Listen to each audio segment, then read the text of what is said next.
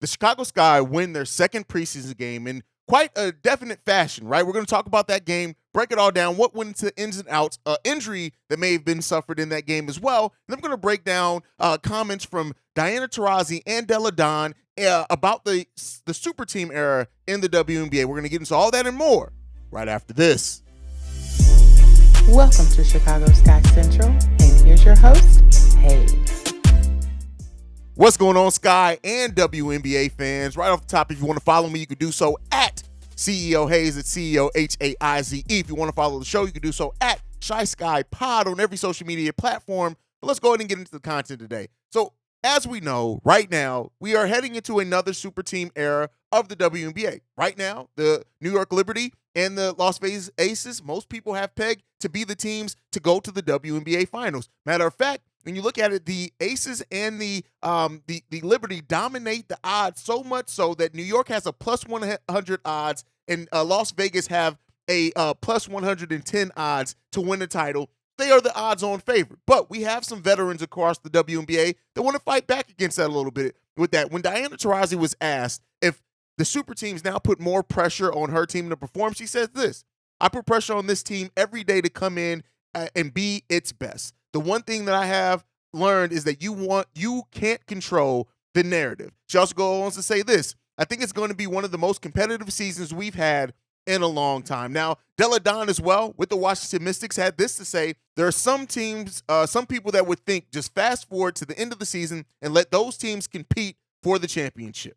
But that's something we're excited to make our mark and do what we're going to do. The best movies, the underdog ends up on top. Remember that. And I love the fact that this is not a far-going conclusion, right? Yes, there are two clear favorites for the WNBA championship, and they should be favorites. One of them is the defending champion, so that alone should put them in that area of being one of the favorites. I don't think too many people are going to, fight against that. I don't think too many people are going to take issue with them being the favorites. But the fact of the matter is, it's not a foregone conclusion. It's not something that you can just come in and say, give the championship, or let's just let them march to the finals, and we'll see those two teams compete against each other. This is sports, right? And more importantly, this is the WNBA. We've seen teams that should have been favored get eliminated. We've seen it, and especially with basketball in general, matchups play a big part. And sometimes the teams that can play the matchups better are the ones that end up on top, and they end up on top of teams that have the better,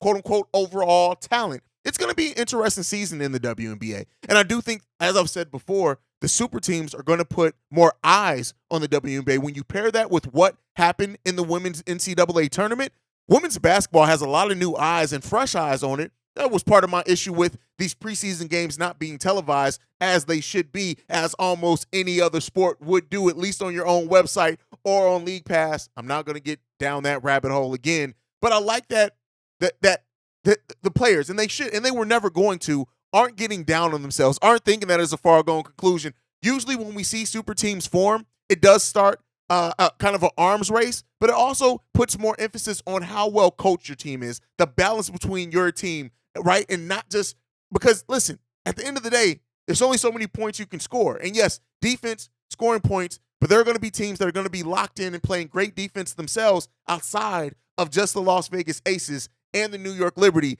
And I tell you what, it's going to be a mighty fun season to watch, especially if we get to the point and one of those teams doesn't necessarily perform the way that it looks like it's going to on paper. But in talking about performance, it's time to talk about our own Chicago Sky that had their second preseason game, and this game being against the Indiana Fever. And in this game, Kahleah Copper and Marina Mabrey were both out, right? Kahleah Copper, was out for rest after the first game. Marina Mabrey just coming back from Italy, sitting out for rest as well. But this game was defined by two things: defense and hustle.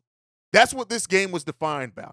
When you look at how this team fought and competed on the defensive side of the ball, and we're going to talk about the offense here in a second, but specifically on the defensive side of the ball, getting out to the 50-50 balls, getting out and just doing things, playing tough, playing smart, getting out in transition. I actually posted it over on the Shorts tab of the YouTube channel. You guys should go out and check that.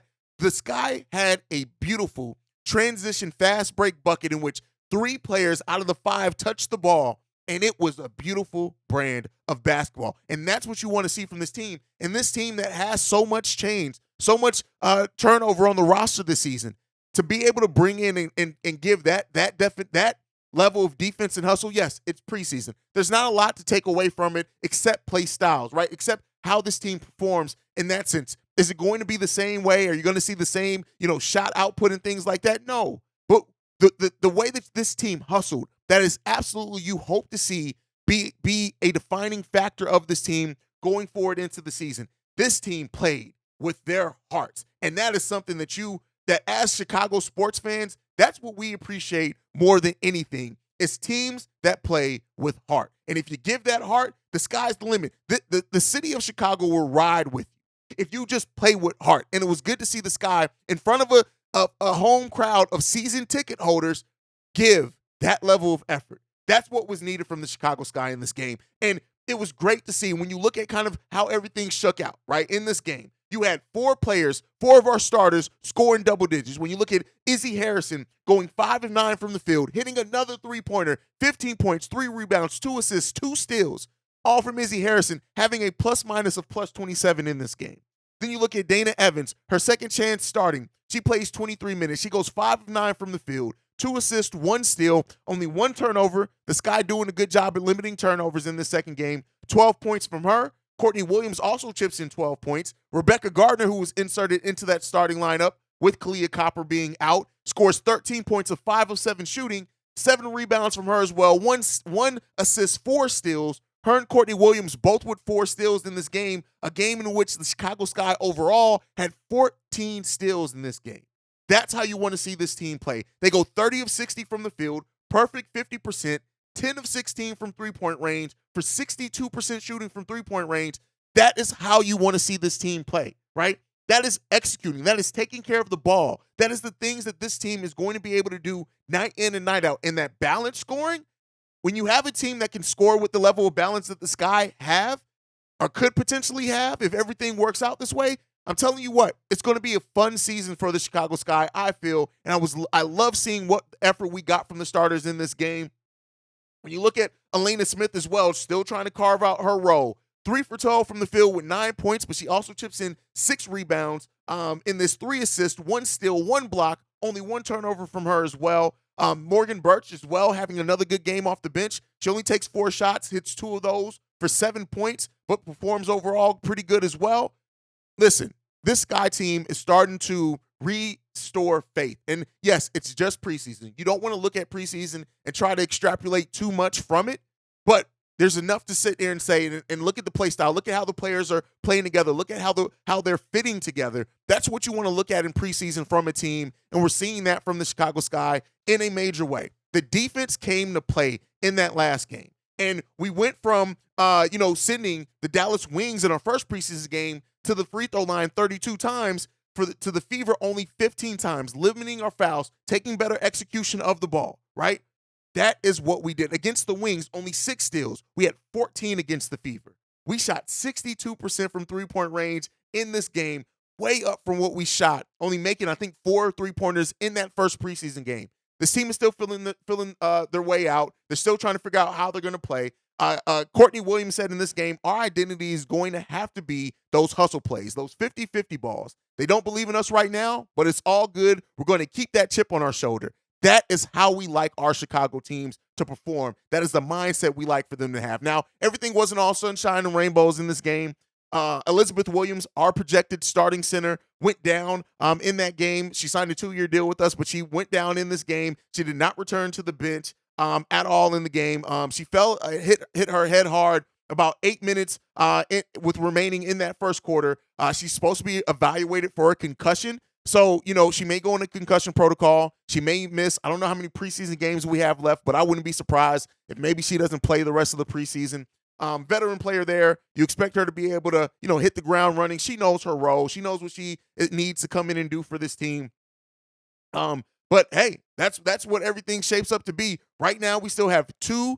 No, we're done. We have no more preseason games left, I don't think. We are now in the regular season. We play again on the 19th against Minnesota, and that opens our season. And then Phoenix against Phoenix in Phoenix on the 21st. That game is going to be on ESPN. So let's hope that the Sky perform well in that game as well. But listen, this as a tune-up for the Chicago Sky, which this was always meant to be. The Chicago Sky showed us some things, right? Oh no, we have another game this upcoming. I thought we had another preseason game. We have another game on the 12th against the Minnesota Lynx, so be on the lookout for that one. And that is before that. I think is the last preseason game before we start off the regular season on the 19th against the Minnesota Lynx again. So, another tune-up game for the Chicago Sky coming up. We'll still be here to cover it as it continues. You guys know that. I told you guys we're going to be here. And then once the games start airing live, which is hopefully sooner rather than later, we will be having our live post-game show, so you guys can be tuned in for that as well. But I'm really excited about this team, really excited about the level of play. One more preseason game as the final tune-up for the Chicago Sky before the games start mattering and meaning something. So we'll see what we see from this team. Hopefully we get an appearance from Marina Mabry as well before we end the preseason. But that's it. Thank you for tuning in to another episode of Chicago Sky Central. Make sure you're following the show at Chicago Sky Pod on every social media platform. You can also send us any feedback, questions, comments, concerns, ChicagoSkyCentral@gmail.com. And then lastly, if you do want to send in something for our mailbag episodes, the number to do so, 773-270-2799. We are the number one spot for everything Chicago Sky related. And I'll see you guys the next time we go to Skytown. Peace, y'all. This has been a presentation of the Break Media.